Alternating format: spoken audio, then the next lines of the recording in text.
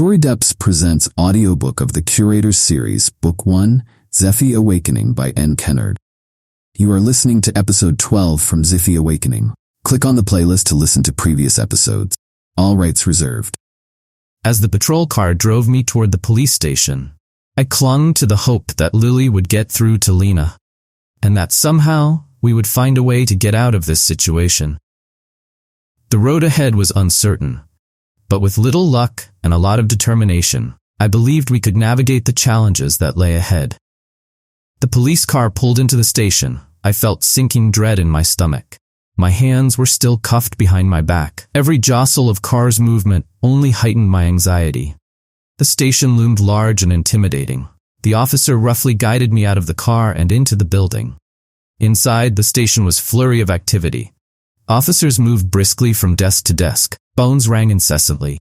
The fluorescent lights cast a harsh glow over everything. I was directed to sit on a hard bench and holding area. My mind raced. I tried to process my situation. I hoped Lily was okay and that she had managed to contact Lena. Back at diner, Lily's hands trembled. She explained to Lena what had happened. Zephy's been arrested. Police took him in because he didn't have papers for the car, she said. Her voice cracked with fear and frustration. Lena's voice came through the phone, calm but urgent. Stay put, Lily. Owen and I are on our way. We'll be there soon as we can. I'll call Evelyn and see if she can use her contacts to help bail Zephy out. As soon as the call ended, Lena turned to Owen, her face set with determination. We need to get to Lily and Rex. Zephy's in serious trouble.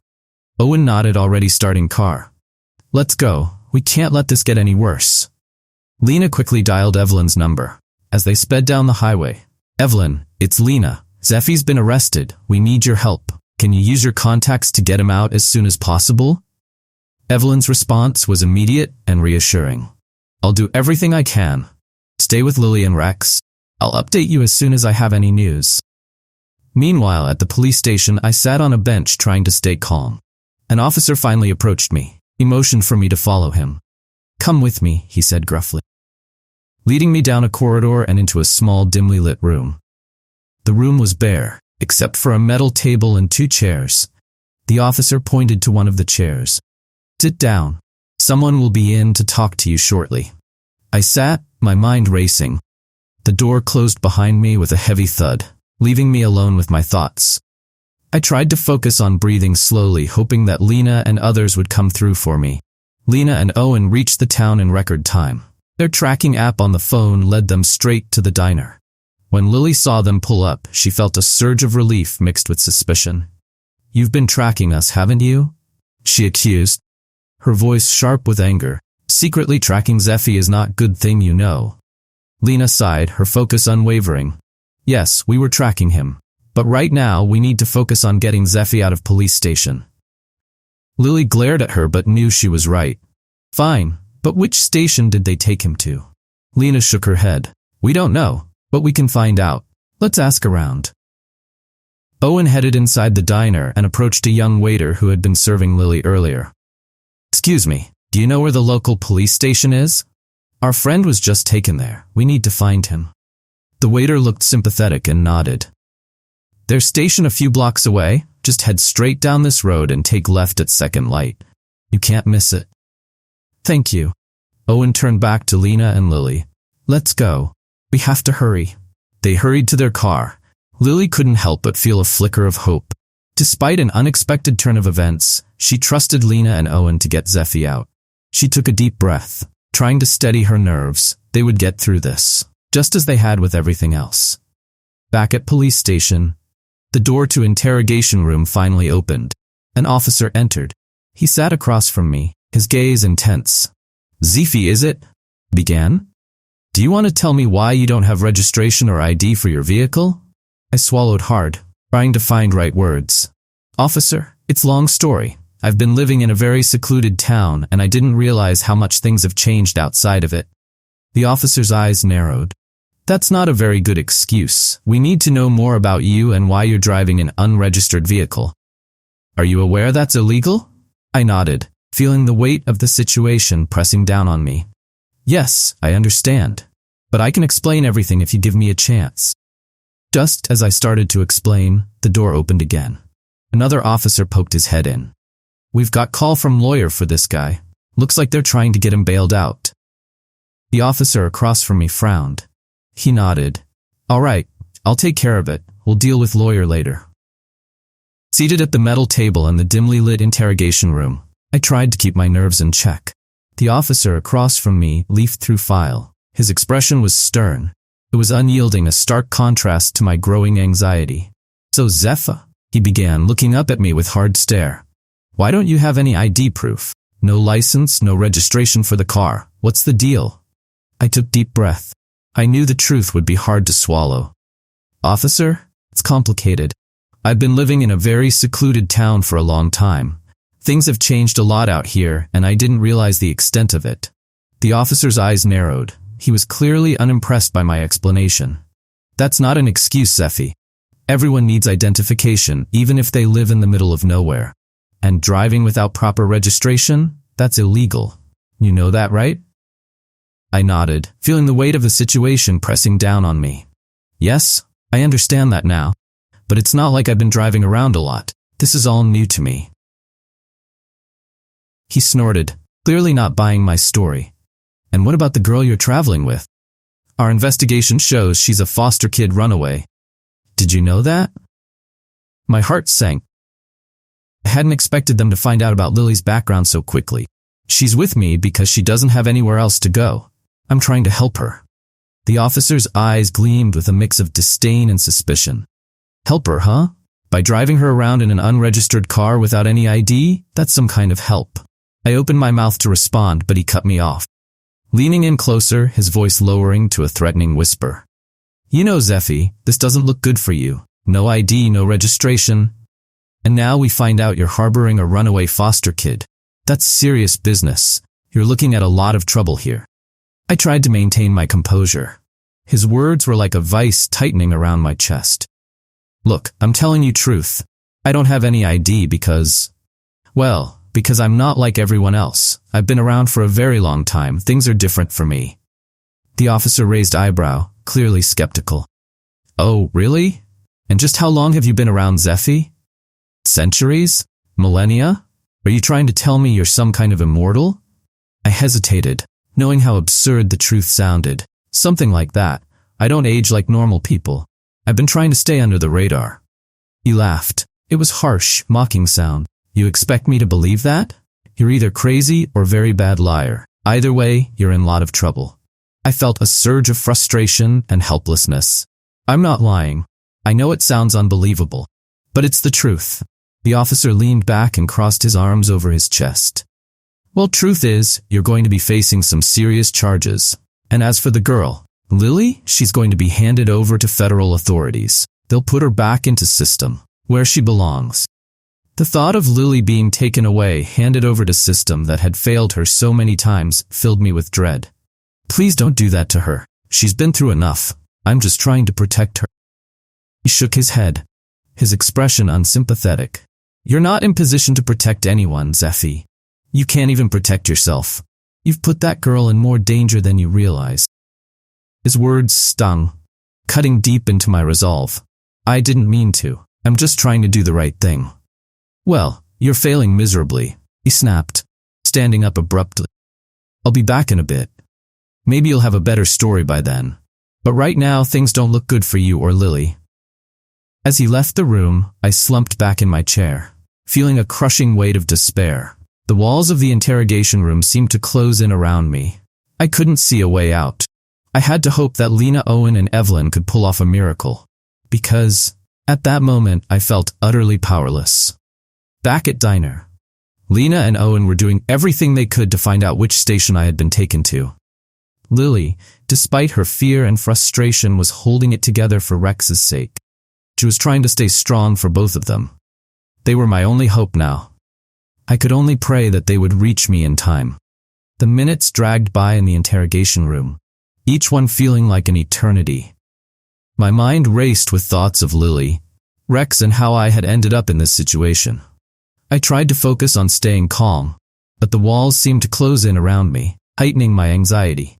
Finally, the door swung open. The officer strode back in, His expression was darker, his movements more forceful. He sat down across from me. He slammed the file on table, making me flinch. "All right, Zephy," he began, his voice laced with irritation. "I've had just about enough of your nonsense. We're going to get to the bottom of this right now." I took a deep breath, trying to keep my voice steady. "Told you everything I know. I'm not lying about any of this." The officer's eyes narrowed as he leaned forward, face inches from mine. "So, you expect me to believe you're some kind of immortal being who just happens to be driving around with a runaway foster kid?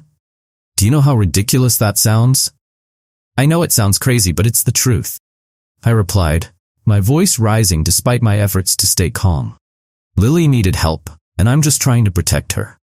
The officer scoffed, shaking his head. "Protect her? From what? You've put her in more danger by dragging her across state lines with no ID or registration. For all I know, you could be kidnapping her." Felt a surge of anger at his words. "Kidnapping? Are you serious? I would never hurt Lily.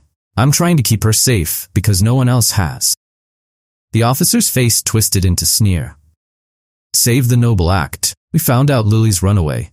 She belongs in foster system, not on road with some delusional man who thinks he's immortal. That system failed her." I shot back, my voice shaking with frustration. "She ran away because she was being abused. She's safer with me than anywhere else." The officer stood up abruptly, chair scraping loudly against the floor. "You're not helping your case. You've got no proof, no ID. Now you're admitting to harboring a runaway. This isn't looking good for you." I stood up too, hands clenching into fists. "You don't understand. I'm not a criminal. I'm trying to help her because no one else will." He leaned in closer, face red with anger. "You're in no position to help anyone. Right now you're looking at charges of kidnapping and endangering a minor. Do you know how serious that is?" My frustration boiled over. I could feel my voice trembling with barely contained rage. "I'm not a kidnapper. I'm trying to give her a chance at a better life. You're just following rules, not thinking about what's right." The officer's eyes flashed with fury. "You think you know what? You're endangering that girl's life. With your reckless behavior, you're a danger to her and to yourself." "Reckless?" I yelled, unable to hold back any longer. "I'm doing what I can to protect her, because the system you're defending failed her. You're too blind to see that." The officer's face contorted with rage. "Enough. Sit down and shut up before I add resisting arrest to your charges. You're not making this any easier on yourself." I forced myself to sit down, my body trembling with anger. My powers felt just beneath surface, but I knew I couldn't lose control. "Not here. Not now. You're making a mistake," I said through gritted teeth. "You're punishing us for trying to survive." Pointed finger at me, his voice dripping with disdain. "You're in no position to lecture me about mistakes. You're in deep trouble. Unless you start cooperating, it's only going to get worse for you and that girl." I took a deep breath, tried to calm the storm inside me. "I'm telling you the truth. Lily is safer with me. We're just trying to find a way to live without being hurt." The officer stared at me for a long moment, his eyes filled with contempt. "We'll see about that. For now, you're staying put. And if you think I'm going to let you off easy, you're sorely mistaken." He turned and stormed out of the room. He left me alone with my thoughts and growing fear that things were spiraling out of control. I had to trust Lena, Owen, and Evelyn. They would find a way to help us, but the road ahead seemed darker and more uncertain than ever. As Lena, Owen, Lily, and Rex raced towards the police station, the car's tires hummed against the road, their urgency palpable. Lena's phone buzzed, breaking the tense silence. She glanced at the screen and saw Evelyn's name. Quickly answered, her voice strained with worry. "Evelyn, any news?" Lena asked. Her eyes flicked to Owen, who was driving with a determined focus. "Yes," Evelyn replied, her tone grave. "I've got some disturbing information. My contacts discovered that police in that town are being influenced by antique car collector. He's after Zephy's car. Apparently, it's worth over $100 million. Lena's eyes widened in shock. $100 million? How is that possible? Evelyn continued. Someone spotted Zephy's car on the road, took a picture, sent it to this collector. He's pulling strings to make sure Zephy stays behind bars long enough for the car to be seized and sold at an auction. The bidding price for that car is still climbing because it's the only working one of its kind left in the world. Lena relayed this to Owen. He tightened his grip on the steering wheel, his jaw set in determination. "We need to get to Zephy fast," Owen said, his voice firm. In the back seat, Lily's eyes went wide. She remembered something. "Wait, Lena," she interrupted. "At diner, some guy was really interested in Zephy's car. He even took a photo. That's probably the picture that got sent to this collector." Lena nodded. She put the pieces together. "That must be it. This whole thing is a setup to get Zephy's car. We need to validate this information when we get to the police station." Rex, sensing urgency, whined softly, pressing against Lily for comfort. She stroked his fur, her mind racing. They had to reach Zephy before it was too late. Back at police station, I was still reeling from intense interrogation. My mind buzzed with anxiety and anger. Tried to stay focused. The officer had left me alone again. Could only hope that Lena and others were on their way. Door opened and the officer marched back in, his face a mask of cold authority. He slammed a file on the table and glared at me. "Zephy, we've got new information," he said, his voice dripping with accusation. "Seems your car isn't just unregistered vehicle. It's stolen." I blinked, taken aback. "Stolen? That's impossible. Car's been with me for decades. Didn't steal it." Officer leaned forward, his eyes narrowing. "We have reports that your car is a rare antique worth millions. The only working model of its kind left in the world. And now we have evidence suggesting you stole it. Care to explain that?" I stared at him, my mind racing. This was unbelievable. "I didn't steal the car," I insisted, my voice rising with frustration. "Had it for as long as I can remember. It's mine. I don't know anything about it being worth that much." The officer's expression hardened. "You expect me to believe that? Car like yours doesn't just go unnoticed. Someone's willing to pay millions for it. And you're telling me you've had it for decades without anyone knowing?" Clenched my fists. I struggled to keep my temper in check. "Yes, that's exactly what I'm saying. I've kept a low profile. I didn't even know how valuable it was." I sneered, clearly not convinced. "Sure, low profile. Driving around in car worth more than millions of dollars. That's the worst cover story I've ever heard. You're either a very skilled thief or exceptionally lucky liar." Frustration boiled over. "I'm neither. I've been trying to explain this. But you're not listening. There's more going on here than you understand." The officer stood up, his chair scraping against the floor. "What I understand is that you're in deep trouble. And unless you start cooperating, it's only going to get worse. You're looking at charges of grand theft auto, on top of everything else." I leaned forward, my voice trembling with anger. "You're making a mistake. This is all a setup. Someone's trying to frame me to get the car." He laughed at a harsh, mocking sound. "A setup? You really expect me to believe that someone's going through all this trouble just to get their hands on your car? You're delusional." Just then, the door opened again. Another officer entered. He whispered something to the man interrogating me. He nodded and then turned back to me, his face smug. "Looks like your friends are here, but don't get your hopes up. They won't be able to help you much." My heart leaped at the mention of my friends. Lena, Owen, and Lily must have arrived.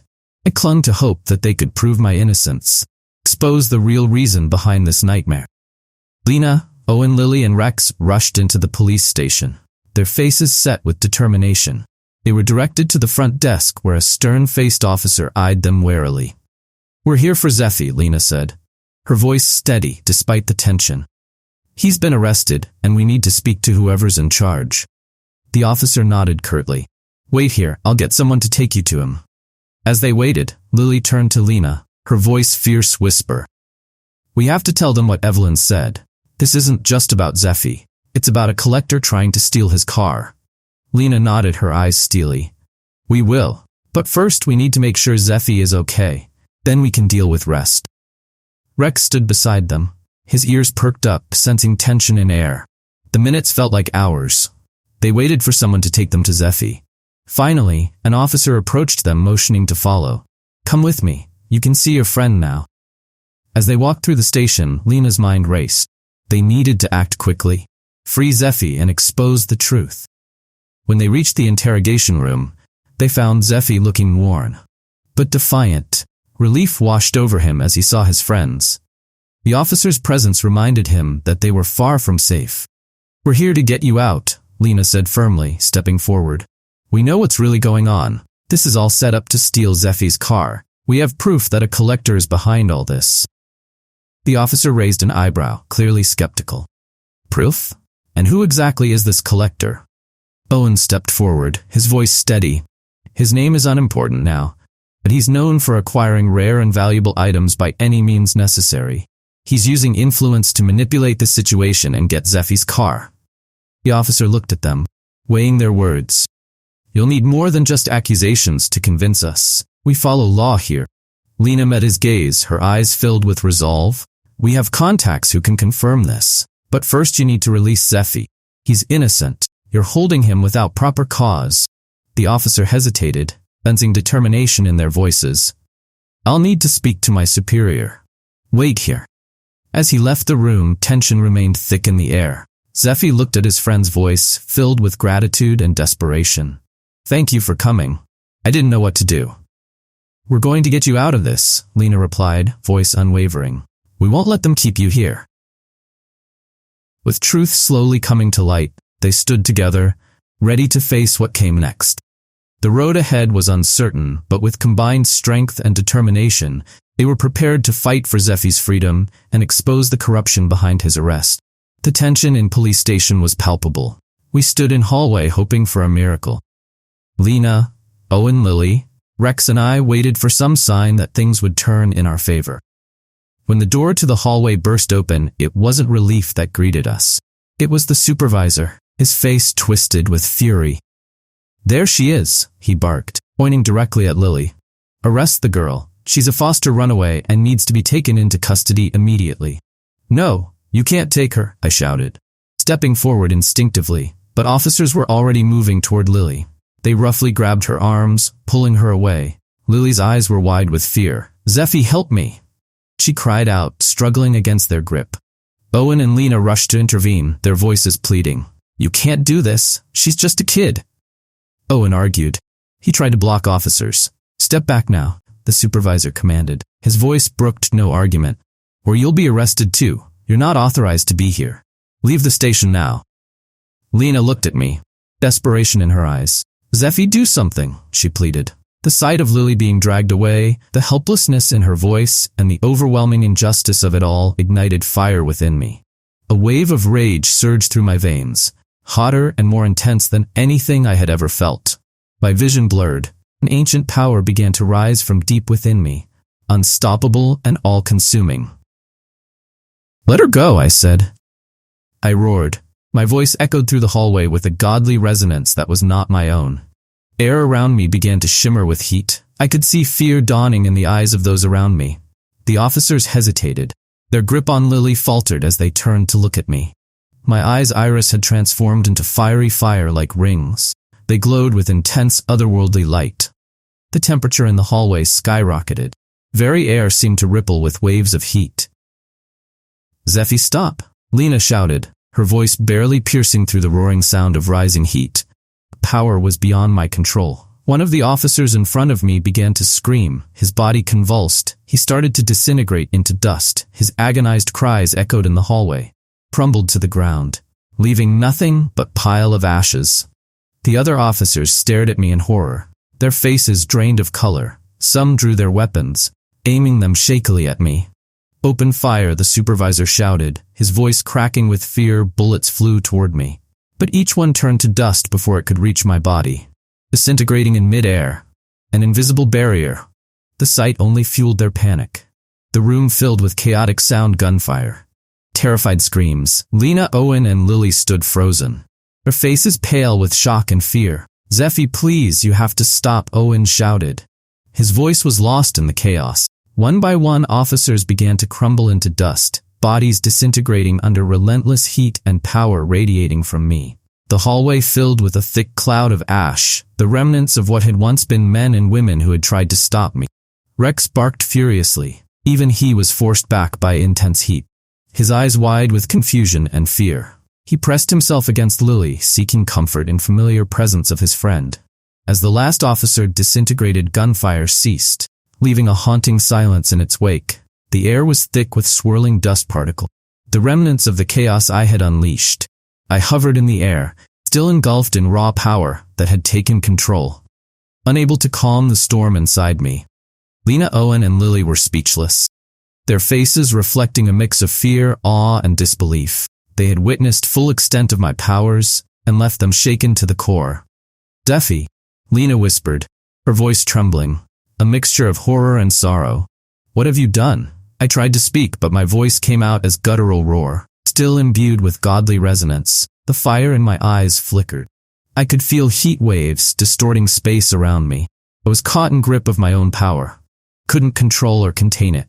Lily, despite her fear, took hesitant steps forward. "Zephy, you have to come back to us." Her voice breaking through haze. "We need you to stop this, please." Her words penetrated the fog of rage that clouded my mind. I focused on her voice, on desperate plea in her eyes. Slowly the fire in my eyes began to dim. The heat waves subsided. I lowered to the ground, my body trembling with effort of reining in uncontrollable power. As I touched down, the room was eerily quiet, filled only with soft rustling of settling dust. I looked around at the devastation I had caused, the piles of ash that had once been people.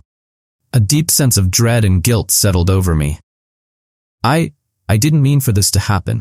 My voice shaking, I just wanted to protect you. Owen stepped forward, placing hand on my shoulder. "We know, Zephy. But we have to find a way to get out of this mess. This shouldn't have happened." Lena nodded, her face pale but resolute. "We need to leave now. More police will come and they won't understand. We have to get somewhere safe." Lily, still shaken, managed a weak smile. "We're with you, Zephy. We'll figure this out together, but we need to go. Now." This was episode 12 from the Curators Series, Book 1, Zephy Awakening by Kennard. Available only on Storydepths YouTube channel. Click on the playlist to listen to other episodes.